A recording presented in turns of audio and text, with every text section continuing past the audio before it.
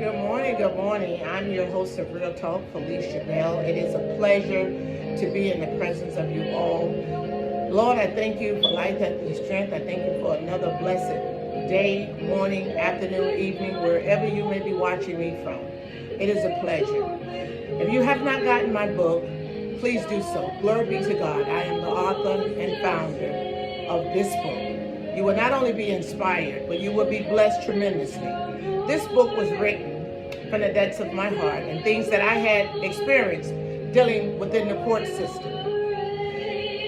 People that had sworn under oath to do what's right chose to do what's wrong because of who I was as a young woman representing myself all the way to the Supreme Court of Appeals. So that shows you that we still have the right and we still can do and move the way anyone else can. I'm coming from you from the blessings of my home. And I thank you all for sharing these moments with me. And I want to speak to you briefly about the 2024 election. We have all been speaking as loud as we can. We all been yelling as loud as we can. But only you make the decision who you would like to be in that presidential seat for another 4 years. I've heard all type of things about Kamala Harris, about my President Trump. I've heard a lot. It doesn't discourage me. It just let me know where we are as a whole.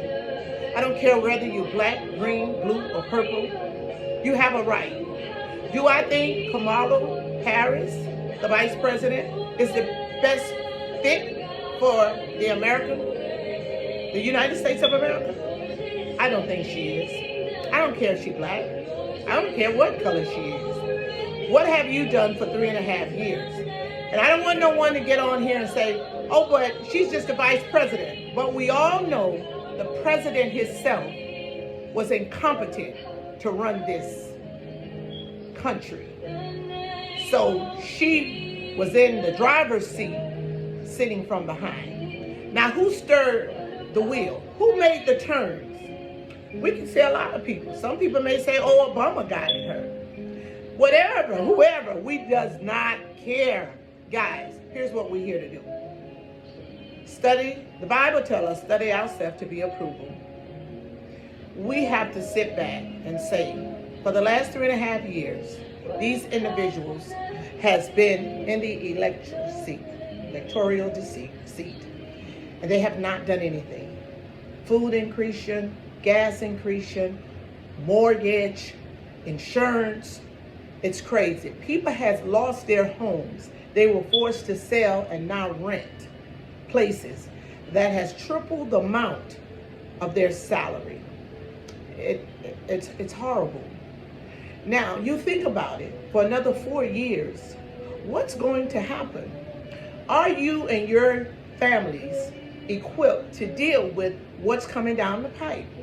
One thing we do know about President Trump is that he's a human being that has made mistakes, that are paying for his mistakes, but he cares for the United States of America. Say whatever you want to say, guys. Everyone who knows me and have had the opportunity to work beside me know that I'm one of the most genuine persons, ladies, that you will ever meet. I'm a lady that you will remember me because I have a voice and I do speak and I do care about all, especially my people.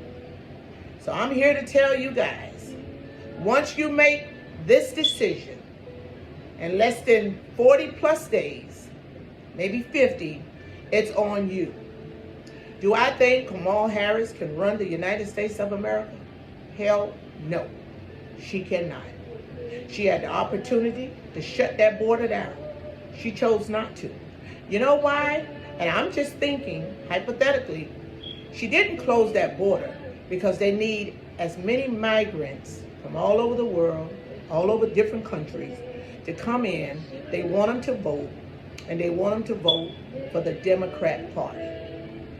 This is another way of stealing the elections. It is up to you guys. It's up to you guys to put a stop to it. It's up to you guys. Me and my family, we're going to be all right.